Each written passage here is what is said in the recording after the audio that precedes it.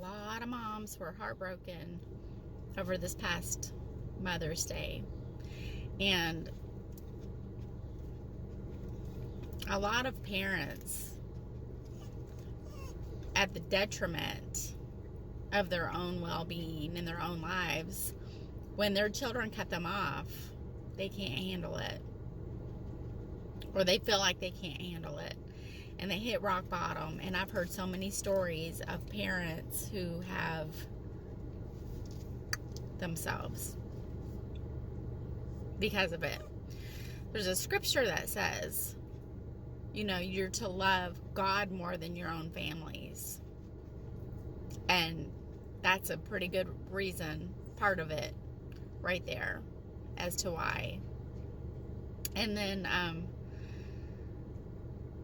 it's just devastating. There's a scripture in Exodus when talking about when Moses was placed in the basket by his mother because Pharaoh was killing all the baby boys and in the hopes of killing Jesus. And so she placed him in a basket, and she had to trust God at that point. She had to let go of her baby, and she had to trust God to take her baby and to do his will with him. And so she put him in the basket and she let him go in the sea. And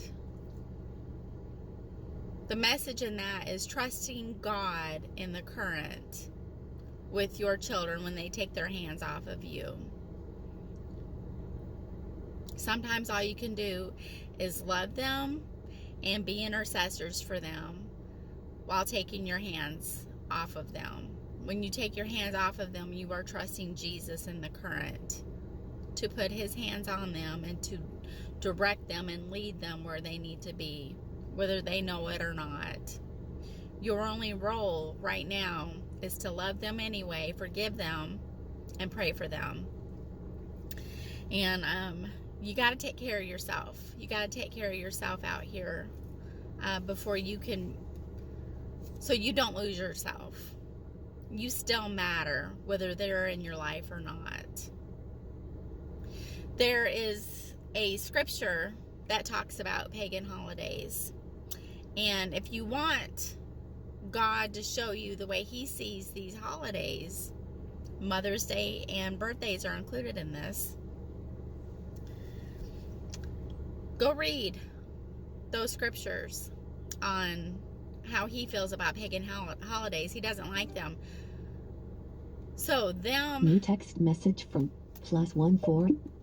So them not celebrating you, acknowledging you, maybe to hurt you at their own hands.